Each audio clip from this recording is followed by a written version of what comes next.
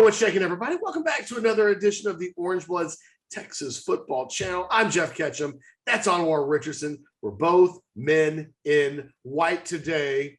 Do us a solid. Like the video, subscribe to the channel, all that jazz. Notifications. Tell your friends about it. Leave your comments. We're going to be talking Texas basketball today. Last night, the season ends in fairly hardcore fashion in the second round. Technically the third round. Oh, I know. Don't worry. Okay. NCAA tournament. Product placement.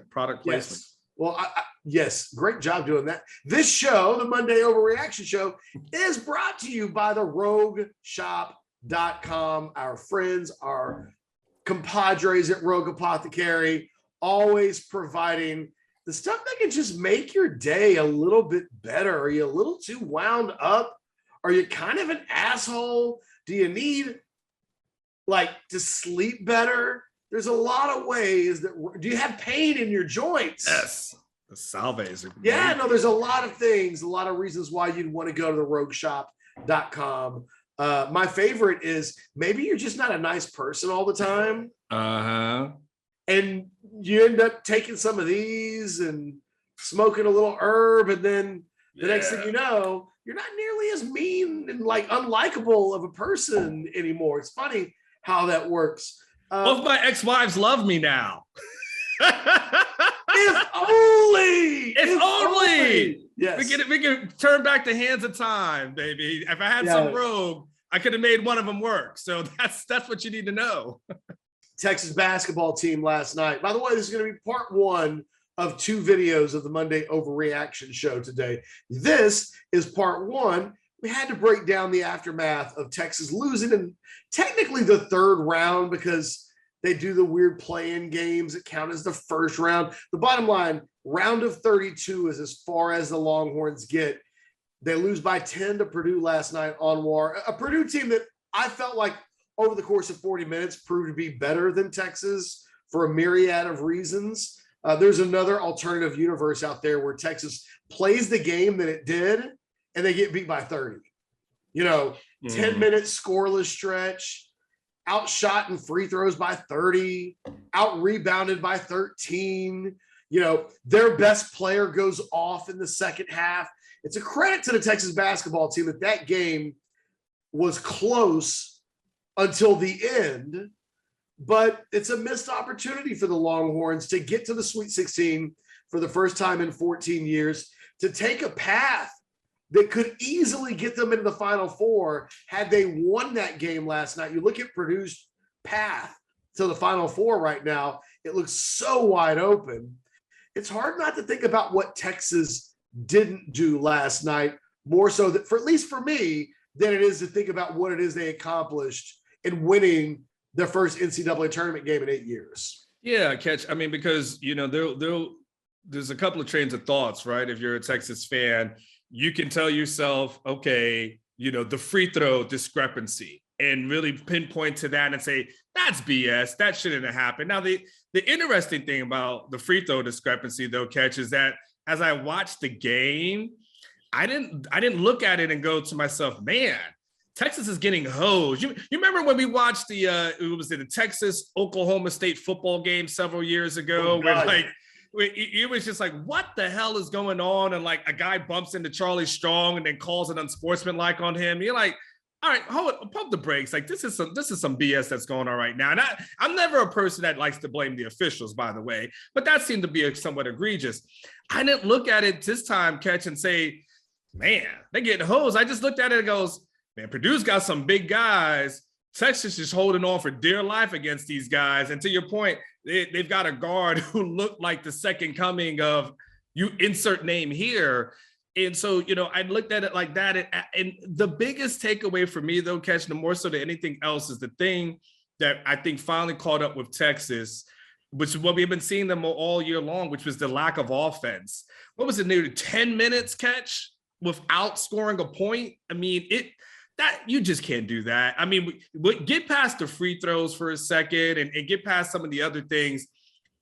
The thing that I feel like my biggest takeaway is Chris Beard has just got to find guys who can score. And I feel like we've said this about Shaka. Like, I feel like that was kind of a running theme all the time.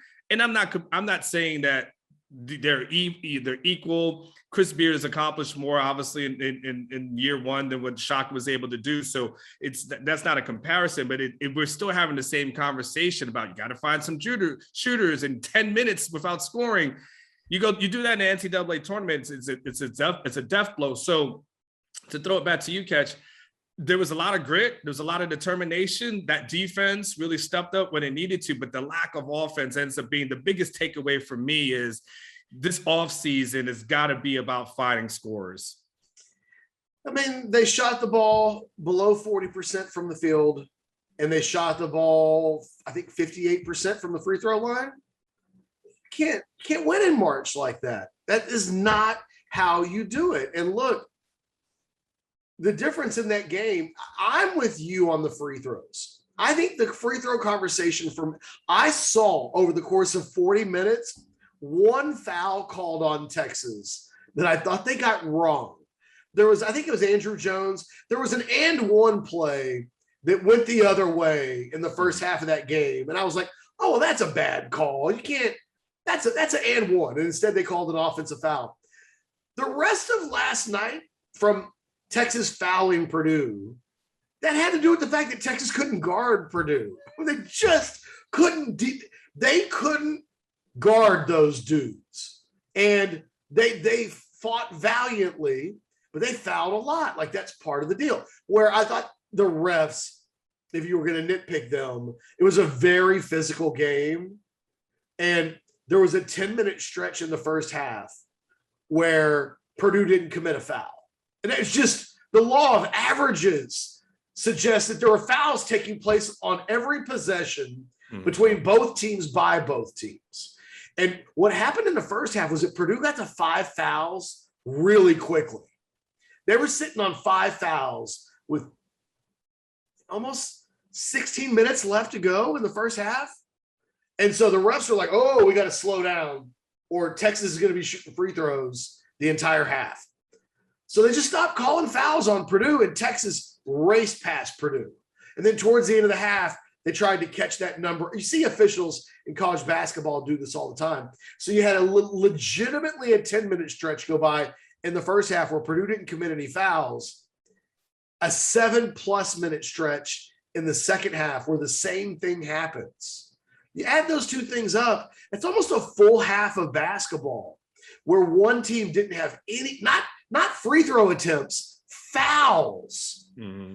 And the other team is racking up fouls by the bushels. Again, fairly, I think that Texas probably should have shot 10 more free throws. But you know what? They'd have missed 6 of them or 5 of them, and they still would have lost this game. Texas lost this game by its inability to shoot the basketball. And it was always the way this team's season was going to end.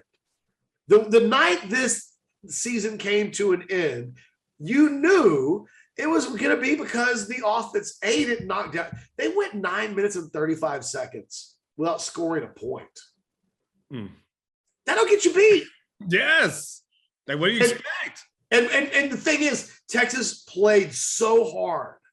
They played so hard that they fought themselves back into that game and gave themselves a chance to win it.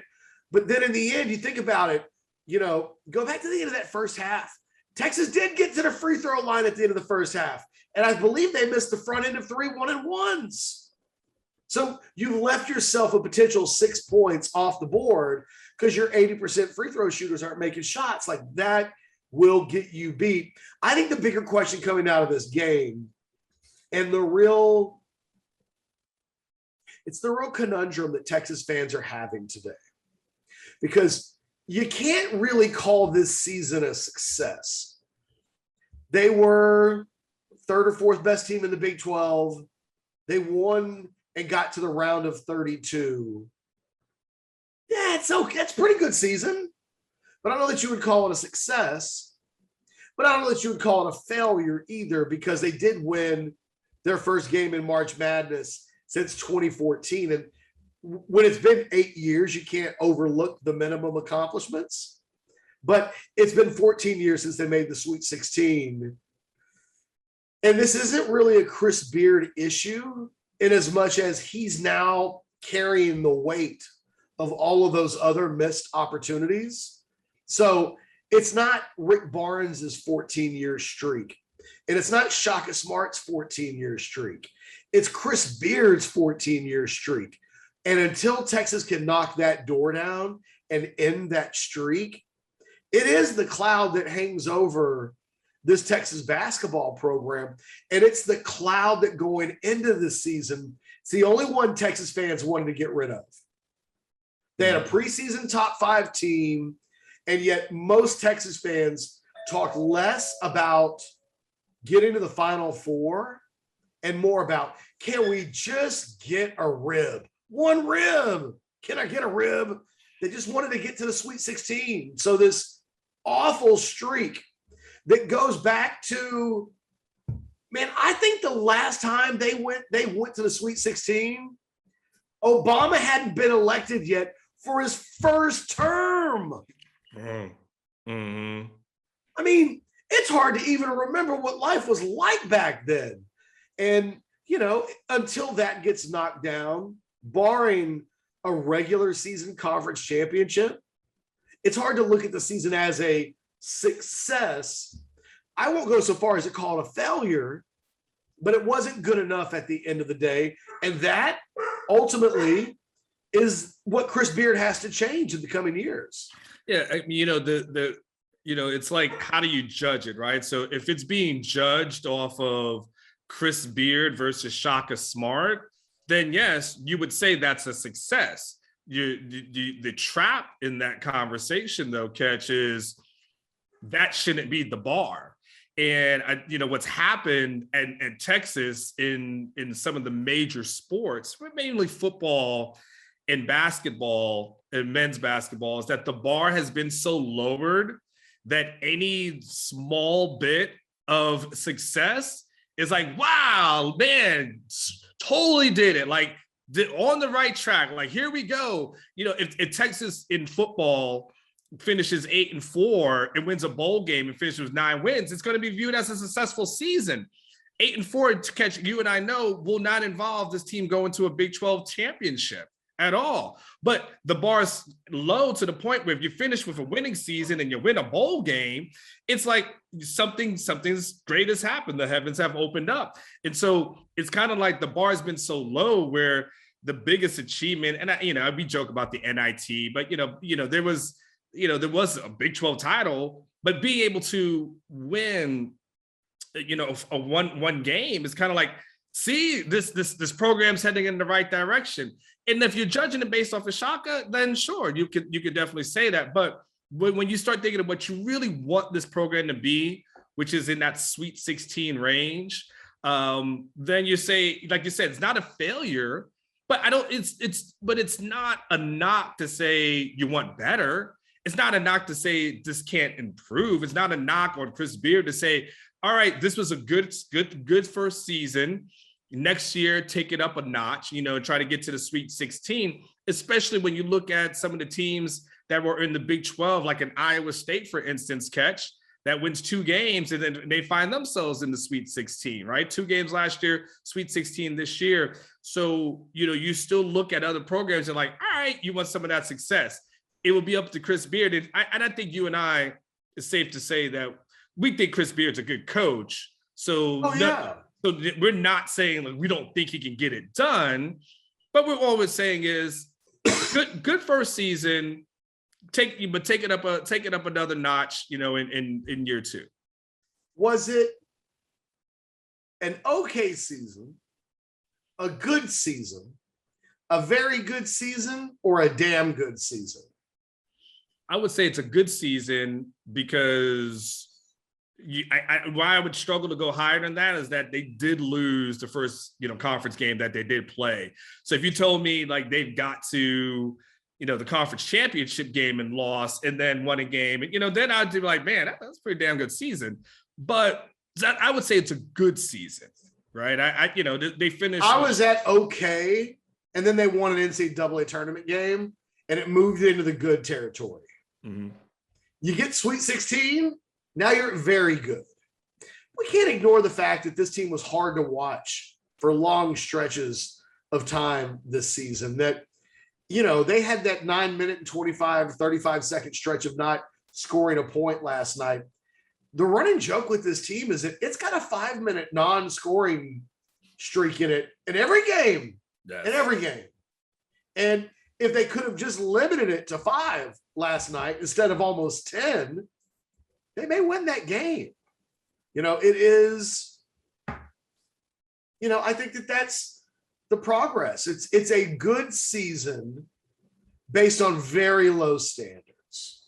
Nothing occurs in it worthy of very good. And, you know, like Sweet 16 and second place in the Big 12 is damn good. And then anything beyond that, now you start moving into the world of maybe great. Maybe you had a great season because you get to an Elite Eight, and those things don't happen all the time. You know, I think that there's a basic standard of big boy college basketball of getting to the Sweet 16 that big boy basketball defines itself as success. And that's the minimum bar. You know, at Kansas, you don't just win. Kansas has such a lofty bar that the minimum levels of success are Sweet 16 and a conference championship. It's a little bit less for Texas. I've had somebody ring my doorbell 3 times in the last 5 minutes. So look, we're going to wrap up part 1. Okay. Hey, before we wrap up, real quick. Yes. Who's your MVP for the men's basketball season this year? It's Andrew Jones. Okay. I'd probably go with that as well. I don't know that there is a true one, but he's the guy that I would probably say. Look, stay tuned here on the Orange Was Texas Football Channel. Part 2, talking Quinn Ewers and Texas spring football coming up probably in a matter of hours. You guys take care. Later.